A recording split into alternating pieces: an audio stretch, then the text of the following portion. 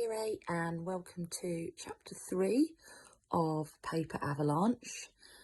Please excuse the COVID-19 mistrunchable bun. I hope you're enjoying the book so far. Here we go. On the landing, I paused to catch my breath. I need to calm down. I close my eyes and count to 10 and will the pent-up anger to vacate my body. When I open my eyes again, although I still feel furious, my breathing is at last calmed down a bit and my hands are just trembling now instead of full on shaking. I take a long, deep exhalation and concentrate on plotting my route to the bathroom, ploughing all my energy into planning exactly where I'm going to place my feet. Bonnie acquires new items almost constantly, so the most direct path changes on a daily basis. Tonight I have to navigate a large box containing a deluxe foot spa, unopened, a piñata in the shape of a donkey, a broken record player and at least 10 stuffed black bin bags, as well as the usual piles of paper.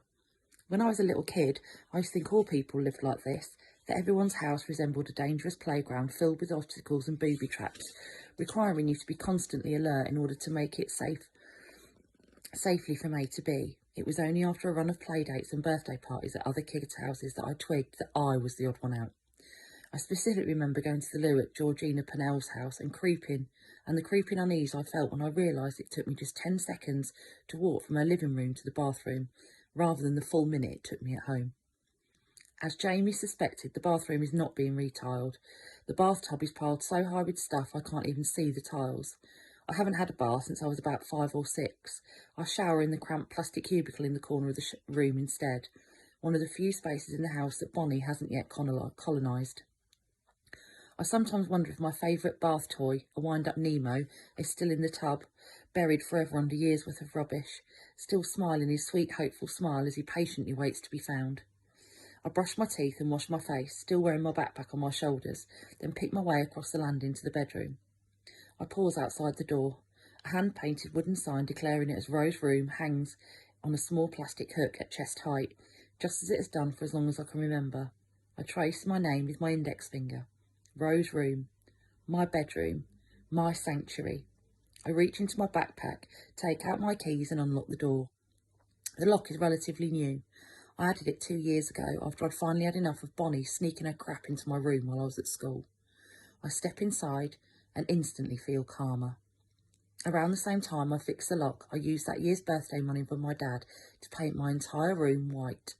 My bed linen is also white, topped with squishy cushions in coordinating shades of pebble grey and duckhead blue, and a soft fleecy throw. My desk and bedside table are clear and the walls bare apart from the full-length mirror that hangs to the right of my bedroom door. There's no clutter, no mess, no fuss. My room is the calm at the centre of a raging storm. I go into autopilot, changing into my pyjamas, spraying my pillow with lavender-scented sleep spray and climbing into bed. I usually read for a bit, but tonight all I want to do is sleep. I turn off my lamp and lie on my back, the duvet tucked under my arms.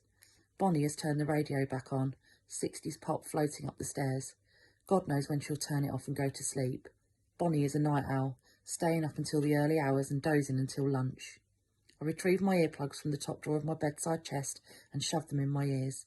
It takes me forever to drop off, and when I do, I dream the dream I've dreamed at least 100 times before, being buried alive under piles and piles of paper. Okay, so thinking then about what we've thought about so far, why do you think Rose Room is her sanctuary? Can you add something similar to your setting description that you've already written? What would your sanctuary look like? Can you design it? What would you include? Why would you include it? You can annotate a drawing, or you could write a paragraph explaining the choices that you'd like to make and why. Happy writing!